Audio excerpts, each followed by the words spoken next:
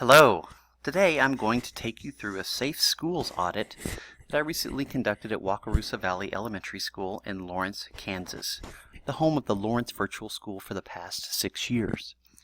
Wakarusa was consolidated with another elementary school at the close of the 2010 school year. So this building today houses administrative and clerical staff along with a school psychologist, speech-language pathologist, and occupational therapist. We do have students in the building for SPED services, all school events, prom, and the community utilizes the building for sports, meetings, and other purposes. Before we jump into all things Wakarusa, I wanted to help you organize your thoughts as to what you will be seeing. The outline in front of you lays out our time together today. It is my hope that the slides that follow will give you a very clear picture of life at Wakarusa/LVS. In regards to the demographics of LVS, we do not view this in the traditional manner. Some students we meet face-to-face, some we conference with on the phone, and others we chat with via Blackboard, so we do not necessarily know the typical demographics of our students. It is actually a refreshing way to look at things. Instead, we feel that our students fall into 5 different categories. In analyzing our current student population, approximately 62.5% of our students are running to LVS. These are generally traditional homeschool families, many with specific religious or political views, that are largely successful in a virtual environment. The runners from group, comprising approximately 12.5% of our population, are in high need to be with LVS because of their situation or reality. This could include bullying, dynamics at the school, issues surrounding LGBTQ issues, and more. They are not as widely successful as the running to families, but we are certainly a safe place for them. Around 10% of our student population falls into the SPED category. These students receive very intense support from our wonderful SPED staff. Our fourth group, experts in something other than education, or 9% of our population, are varied. We have professional actors, athletes training for the Olympics, models, students who are trained to take over the family ranch, and more. They succeed in school. However, they take advantage of the flexibility of virtual education to get school done as their schedule allows. The final group, making up 6% of the population of LVS, have special circumstances. Many of these students have life-threatening medical issues, or may be traveling with military parents, or even be living in a foreign country doing missionary work. We're lucky at LVS. We work with a very variety of interesting kiddos. Here is the exterior of Wakarusa Elementary. The top row of pictures are the front of the school and the highway that is in front of the school. We are careful when we have groups out to have staff manned to be sure no students wander towards the road, as passers-by do not always drive at a safe rate of speed. The second row of pictures shows the entrance to the school, clearly long forgotten in the rotation schedule for painting. The paint is chipping, and there is a great deal of rust present. This is concerning, as small children have a tendency to want to touch everything they pass by. The bottom row depicts the main parking lot, which is very small, and the back of Wakarusa. We back to a very large open area with no fencing present. That's another concern when students are on campus. Here are pictures of various areas within Wakarusa, all of which clearly need attention. There are numerous areas where we have evidence of rust and mold, as well as dead bugs and evidence of the presence of rodents.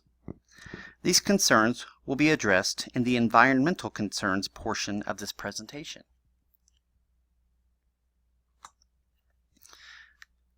These slides are of our gym and stage area. The 2 left slides show a cinder block outer wall in the gym that is slowly buckling, as is evidence of the cinder block dust, cracking walls, and leaky ceiling. The 4 pictures on the right are of the stage area, showing a ripped curtain and the folding wall that closes the stage off. You cannot tell from the picture, but several of the panels on the stage are not stable when moving them, and it would be quite dangerous if students were around when attempting to move them. The bottom two pictures are a door to the stage and the stairs behind that door.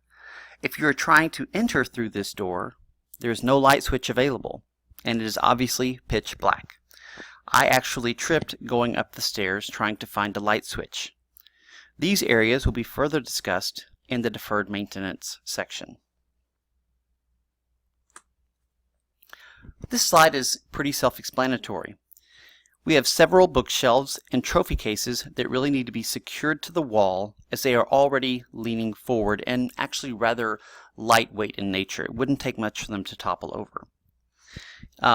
However, should a small child or a large child or a staff member bump into one of these cases, it would create a substantial danger to the case falling on them.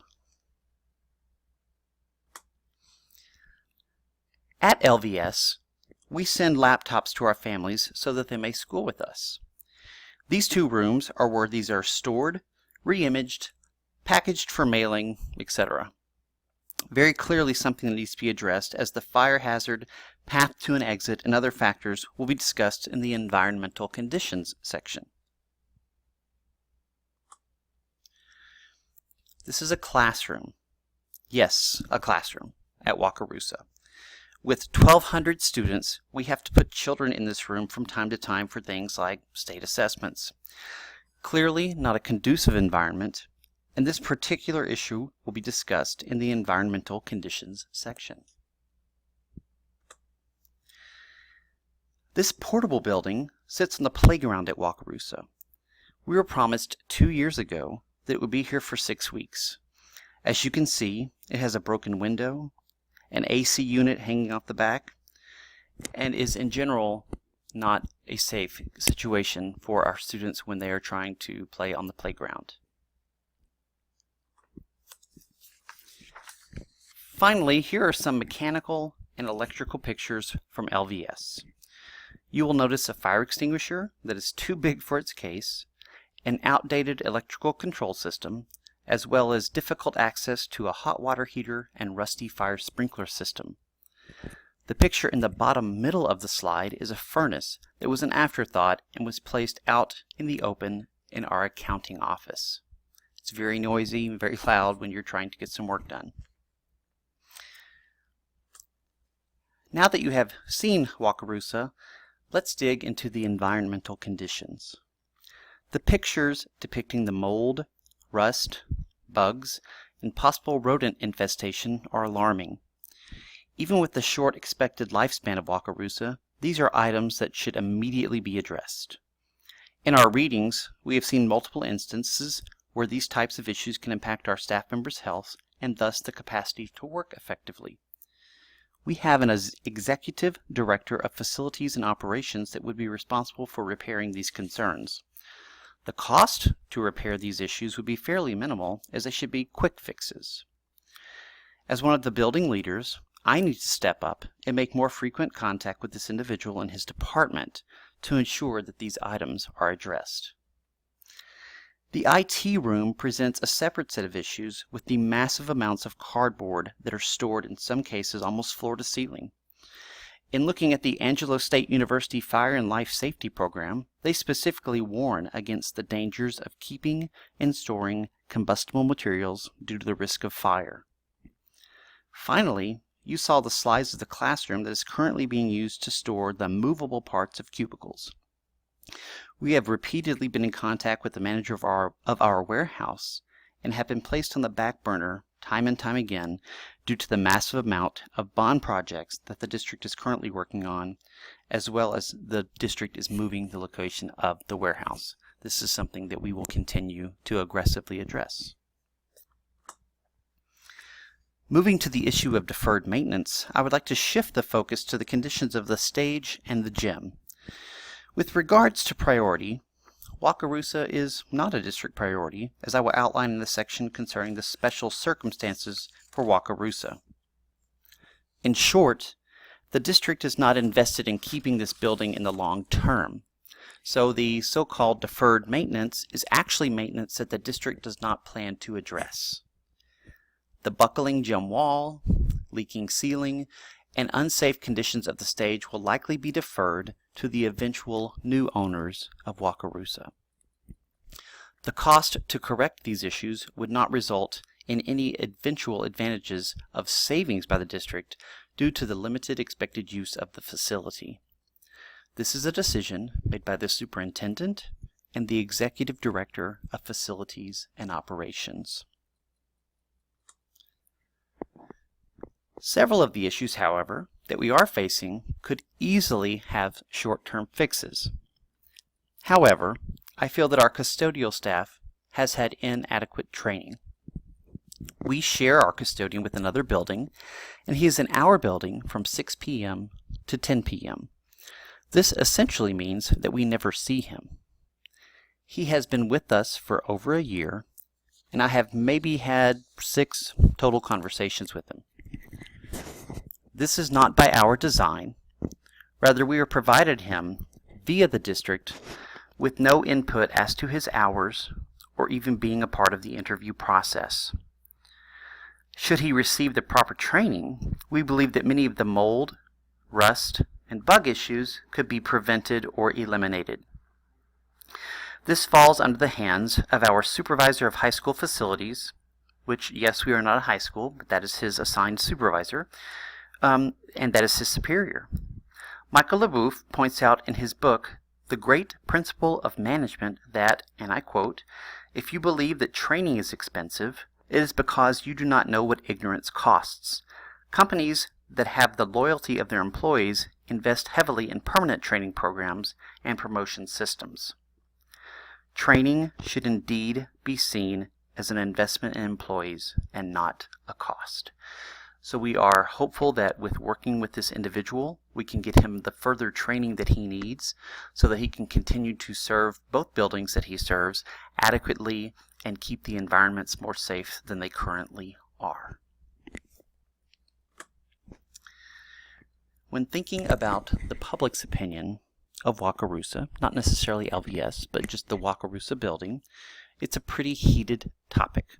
So I will limit the community directly adjacent to us when thinking about this. There was much outrage when the school was closed and the existing students were bused to the nearest school.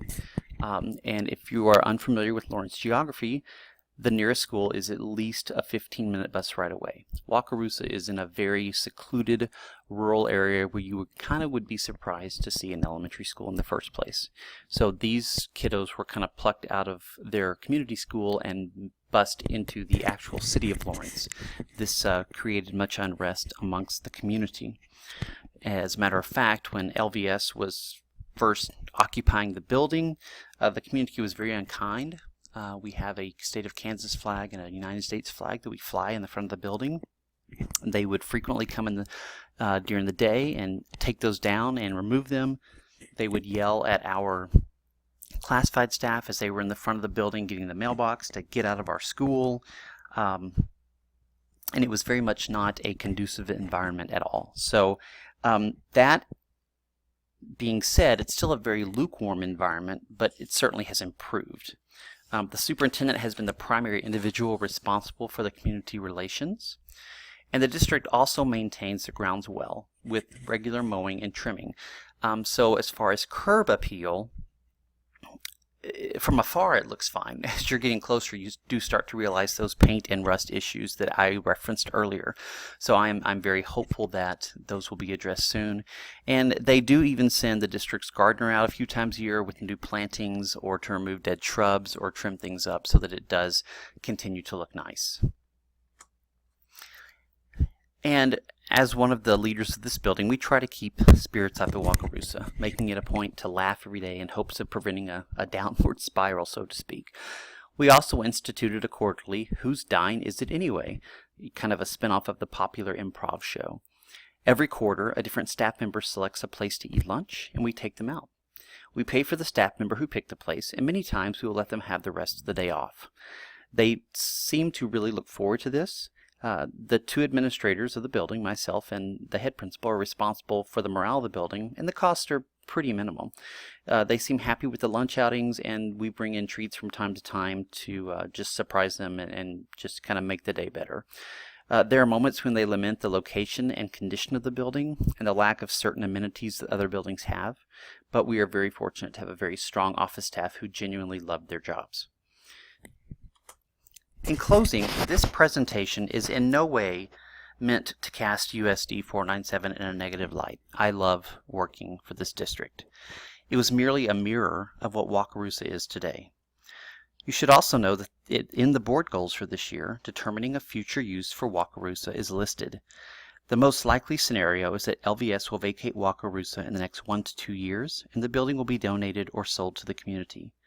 Therefore, the more major maintenance/safety projects, the gym, the outdated electrical mechanical issues, etc., will not be addressed, as the cost would outweigh the benefit. It is my hope, however, that in the near future some of the fixable issues, mold, rust, paint, bugs, rodents, and maintenance staff training, will be addressed for the safety of the individuals that currently call Wakarusa home. Thank you so much for your time today.